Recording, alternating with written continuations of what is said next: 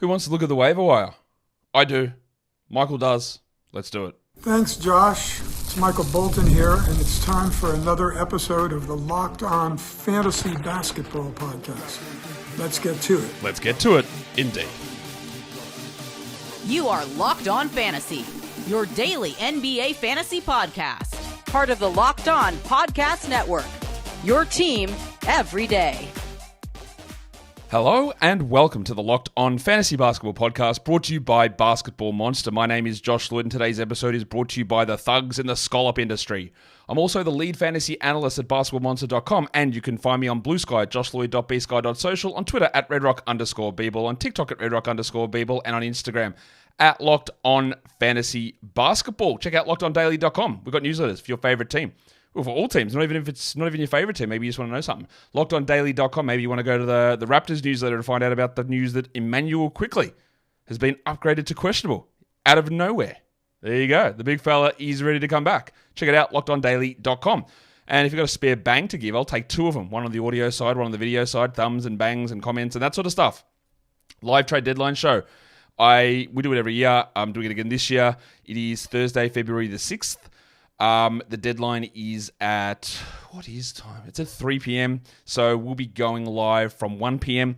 Eastern. There is a video already preloaded up on the site. So if you can pre-bang that and get as many thumbs on that as we possibly can, and we'll be going live and chatting trades when it happens. Cool. Let's do it.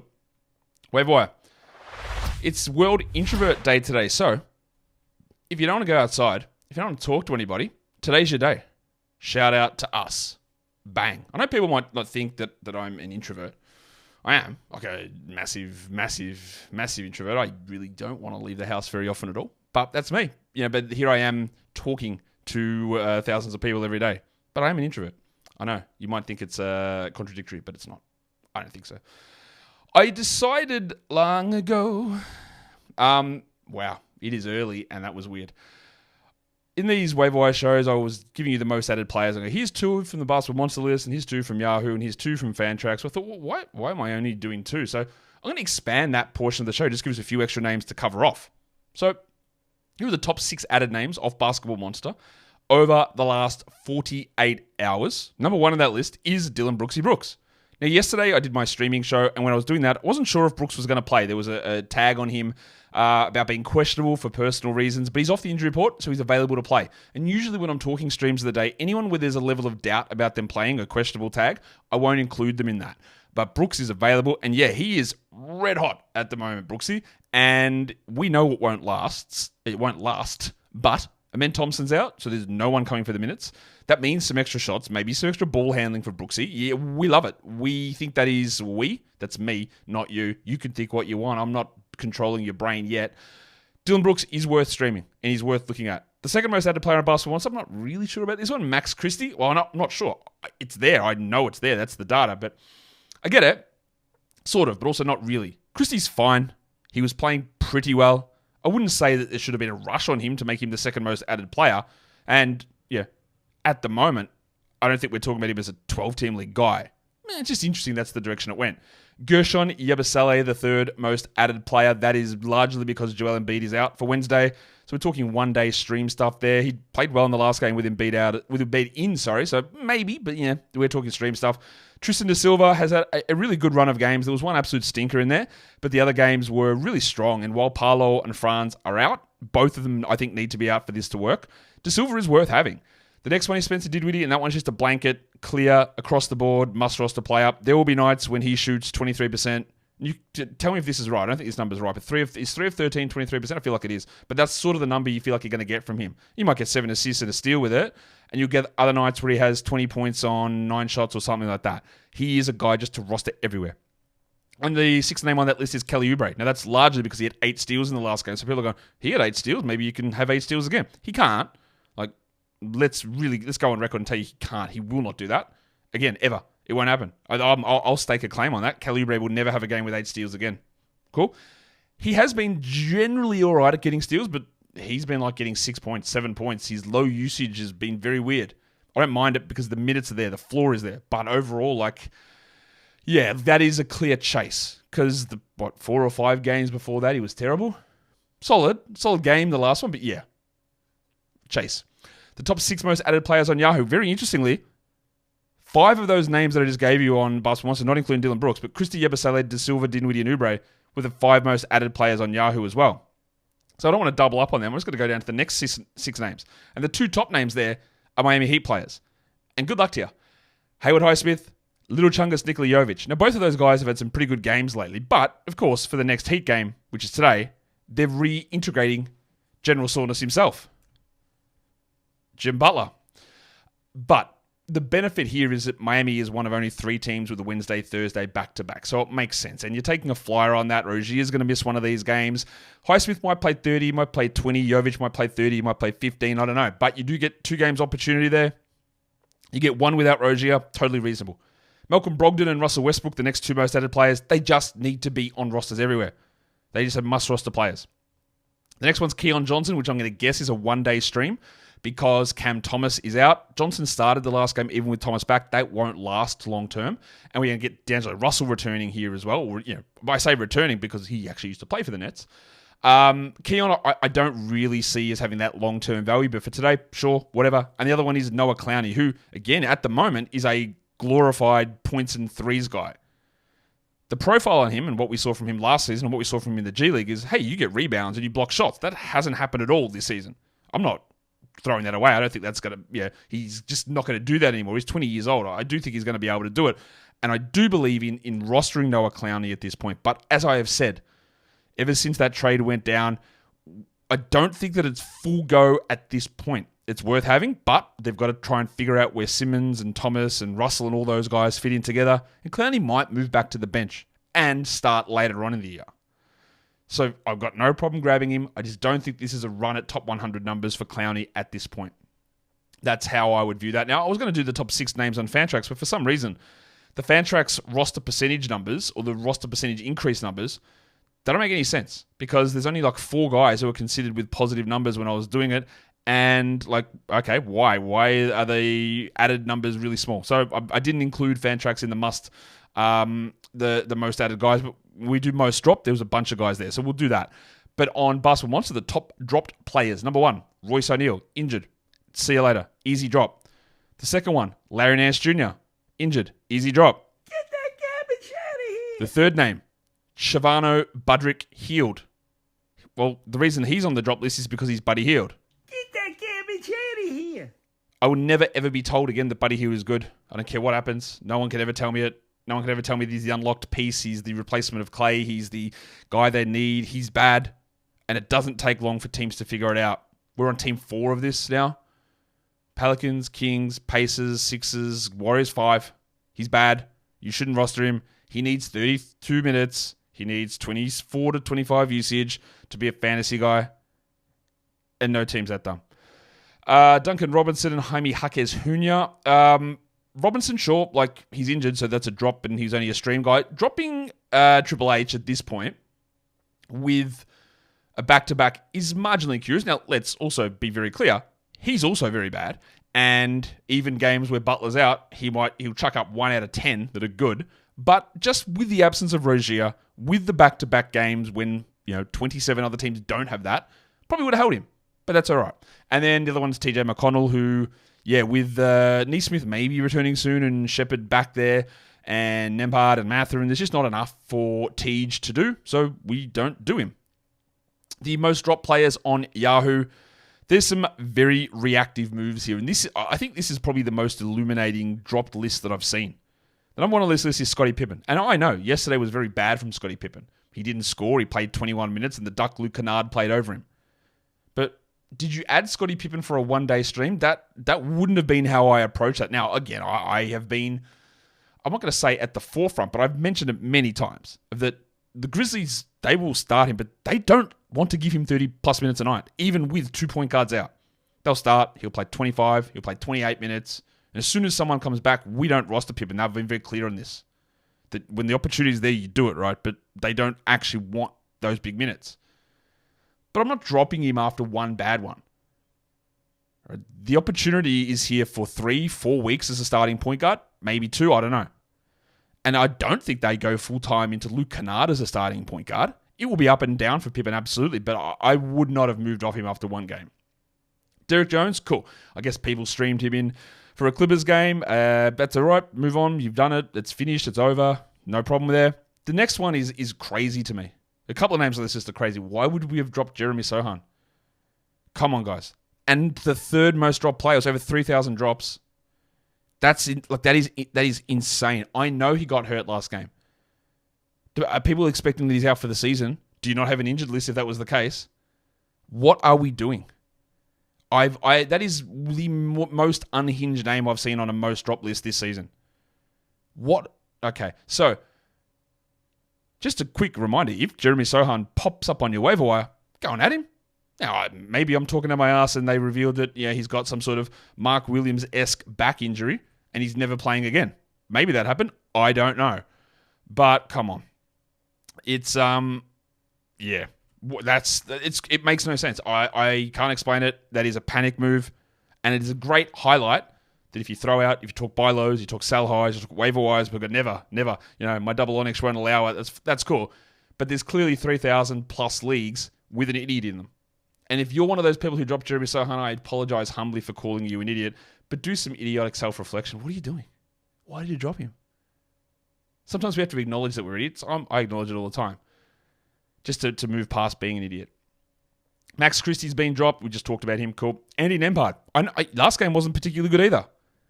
But it's not quite on the Sochan level. But come on, man. Like, if you just added him, he'd been playing really well. Last game wasn't that good. That's okay.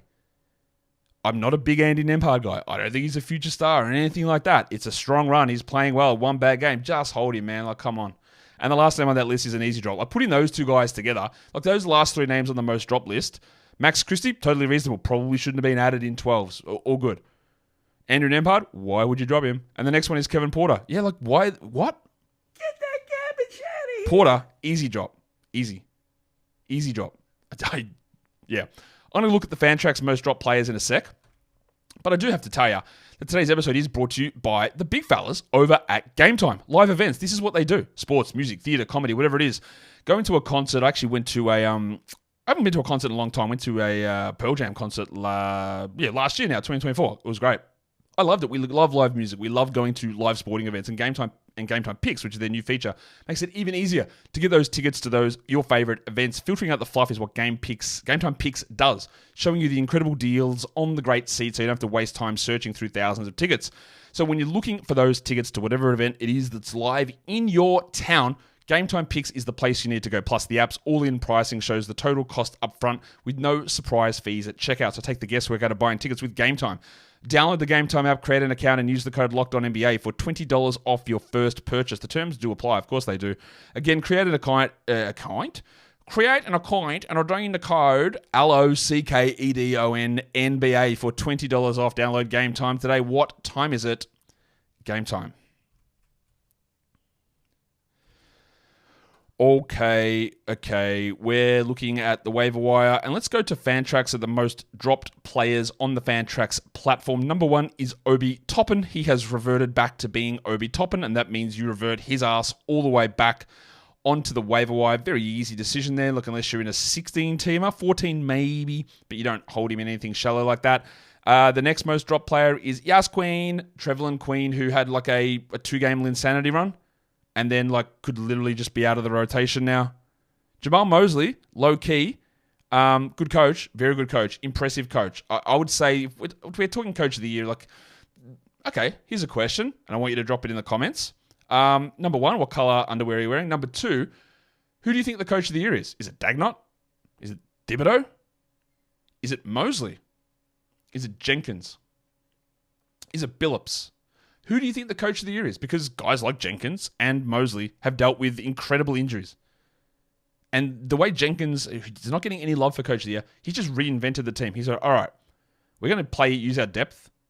We're going to limit minutes of players. We're going to play different things. And we're going to run at the fastest pace you've ever seen. You thought the Pacers were fast last season. I think they had a pace of 105. The Grizzlies are like 107 and increasing. We're just going to do everything. We're just going to absolutely blitzkrieg you and use all of our depth. That's amazing to be able to do that. Coming off the year they had last season. Anyway, that's a complete side note. But Trevelyan Queen, yeah, cool, dropped. Drew Smith, out for the year, cool. BDNR, Nick Richards, droppable, cool, because he is very clearly a backup. The Hornets, Omer Yurtseven is back to a minimal role. Najee Marshall, suspended, dropped. And then Fantrax users have gotten rid of BJ Boston, as they should. So what should we talk about next? Well, normally at this point in the show, I'd say, here are the must-roster players. I've looked over the next couple of weeks, and I'm looking at the top 100 names, and these are all guys who are just weirdly under-rostered. And I looked at it, and no one popped up.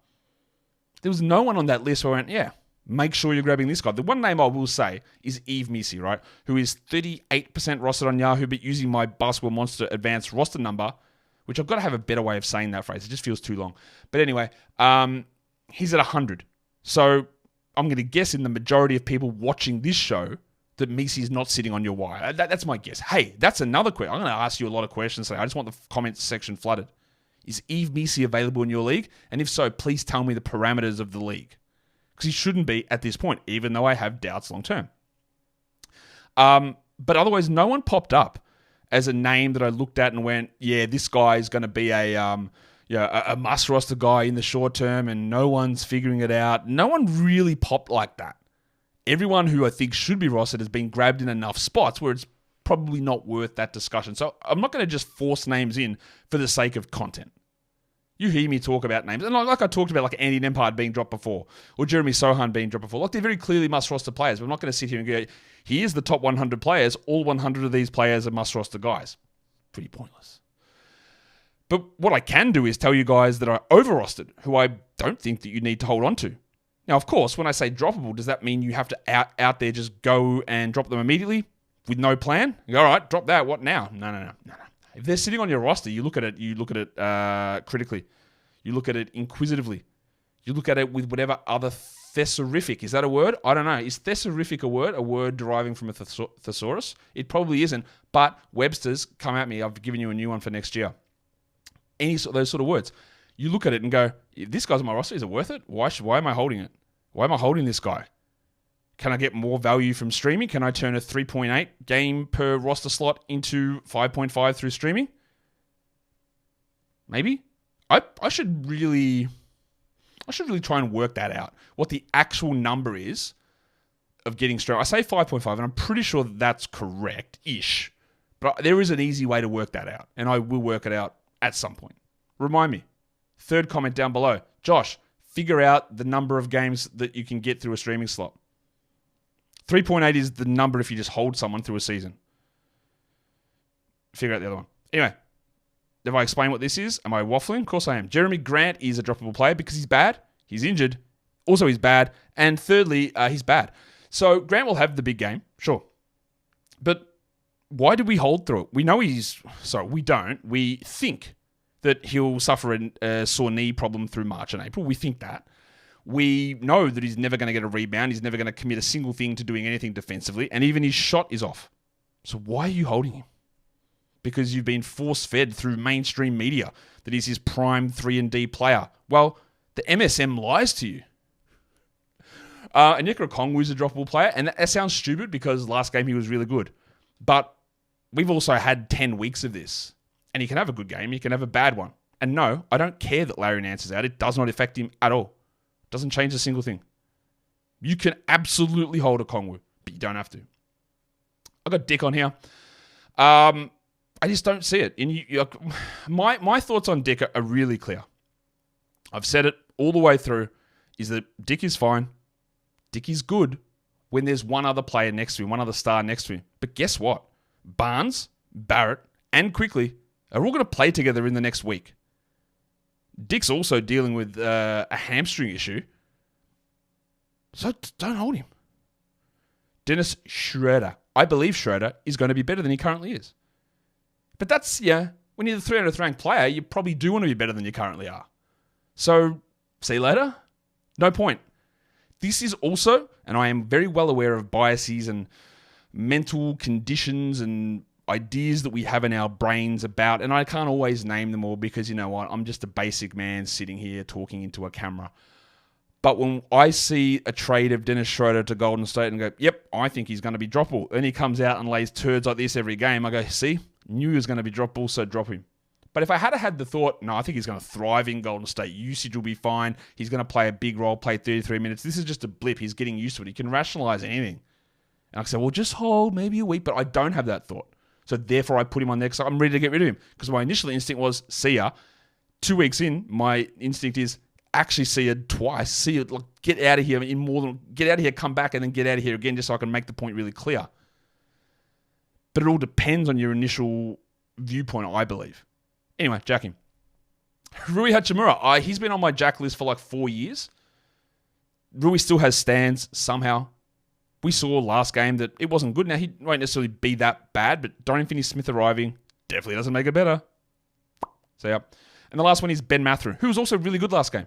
We've also had 3 weeks of him being bad and 2 years of him being bad outside of a 6-week stretch this season of being good. Out of all of those names on this list, Mathurin would be the one that I would keep over Grant, Okongwu, Dick, Schroeder, and Hachimura. Easily. He'd be the one that I'd keep. But I don't think that it's a necessity, and especially if I'm pushing down to 10-teamers, I don't think Benny is the a guy we need to be super, super into. Not at all. All right, we've got more to talk about on the Waiver Wire show. Before we get there, though, I'm going to tell you that today's episode is brought to you by FanDuel Sportsbook. In the NFL playoffs, they are almost here. Are my Dolphins going to make it? FanDuel, maybe you could tell me. I don't know. It's not too late to get in on the regular season action, though. FanDuel, America's #1 sportsbook, is here. And right now, new customers can finish the season strong with $250 in bonus bets if your first $5 bet wins. FanDuel has so many ways that you can pick up a W. You can bet on players to score a touchdown. You can bet on making the playoffs. You can bet on how many points each team will score. You can bet on the game total. You can bet on money lines, on spreads, on totals. Can you bet on... I actually haven't watched a Dolphins game this season. I'm less into the NFL this season than I have been in the past. I hope we make the playoffs. I don't think we will. Because I've been trying to focus more on, obviously basketball, but then baseball. I know baseball season's on, but I'm really I'm trying to learn more about baseball, and I'm just super invested in Roki Sasaki at the moment. But I don't know if you can bet on that at FanDuel. Can you bet on Roki Sasaki's next team? Maybe you could, doesn't matter. But FanDuel's got everything you need over there, and we're rambling again. So visit FanDuel.com today and join. FanDuel.com gives you chances to win that $250 in bonus bets if you win your first $5 bet. So make every moment more with FanDuel, an official sportsbook partner of the NFL, and don't forget to gamble responsibly.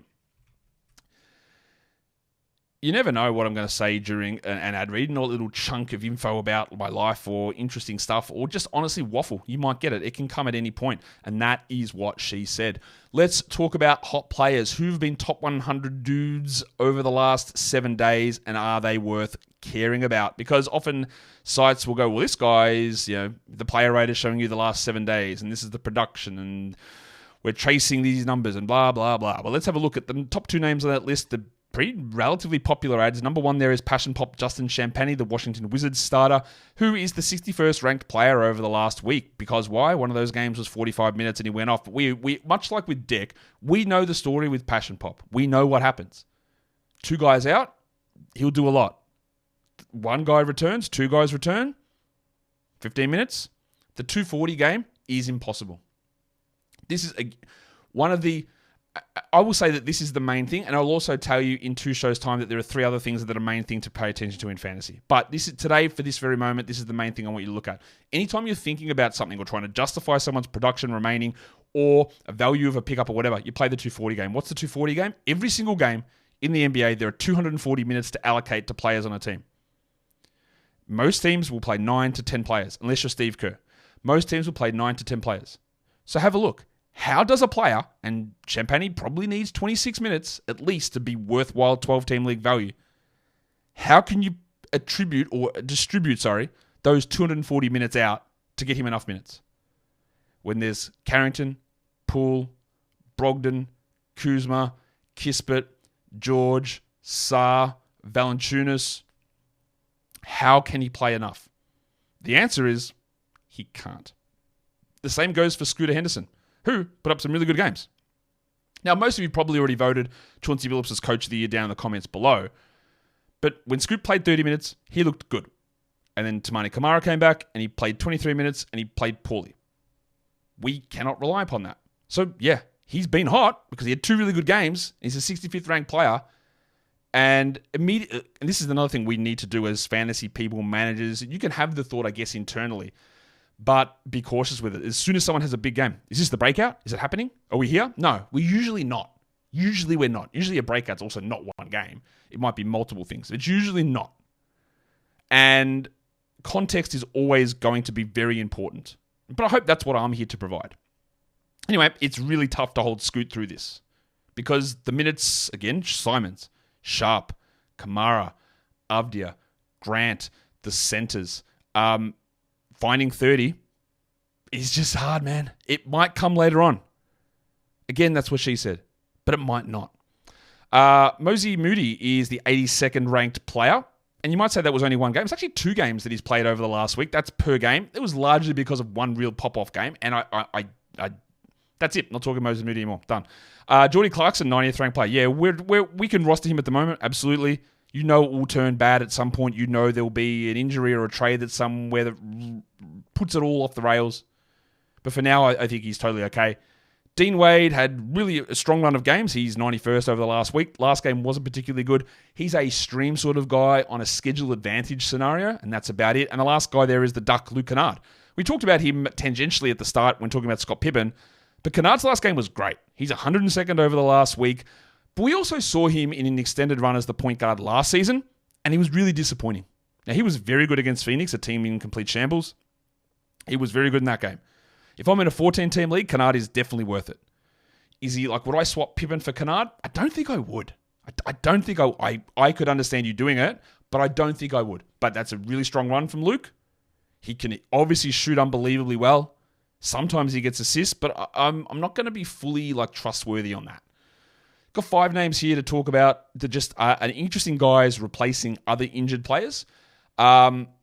We've talked about Dinwiddie already, but with Luka Doncic out, Quentin Grimes is still having some appeal. Now, both Clay and Kyrie are going to play in today's game. So Grimes is likely back to the bench and he'll miss sort of a player. Absolutely a 14-team guy. But in 12s, we debate that. Johnny Conchar is one I actually really like in 12s. There's no Aldama. There's no LaRavia. Brandon Clark's dealing with a calf strain. Zach Edey is out. And Conchar's starting. He'll score 6 a game, but he's doing Draymond Green stuff. Double-digit rebounds, 3-4 assists, a steal, a block. He does it across the board with 5 points. Points leagues, not as much. Categories, we're in. I like it.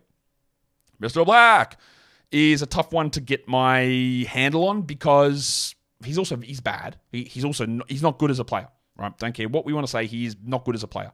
Yet. Not ruling it out, but he's not good. But they started him 2 games ago. Then he had a back problem. And his minutes in production are all over the place. That was my Coach of the Year rant. It wasn't a rant. I was just talking about it because Mosley just mixes and matches guys. So could Black play 28 in the next game and be good? Yeah. Could he play 15 and be terrible? Absolutely. But with De Silva already being discussed on this show, Goga already rostered everywhere because he's been an absolute revelation. Like, Black is at least marginally interesting there, at least until somebody returns. Bradley Beal got hurt last game. No idea if he's going to miss time.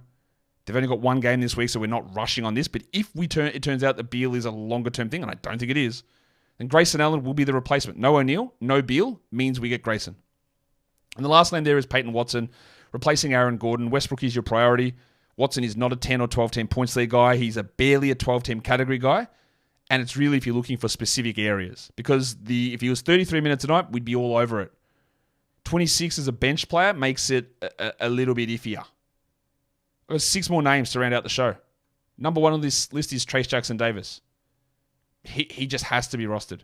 The minutes keep going up and up and up. They also got pumped in the last game, and he was a team worse, like minus 24. Non-Buddy Hield division, which is obvious. So Jackson-Davis has got to be rostered. Until he's not, because I don't know about you, I'm not going to trust Steve Kerr and a rotation at all. Especially one that when Jackson-Davis' numbers look fine and he played good minutes, but they got cooked. They got killed when he was out there.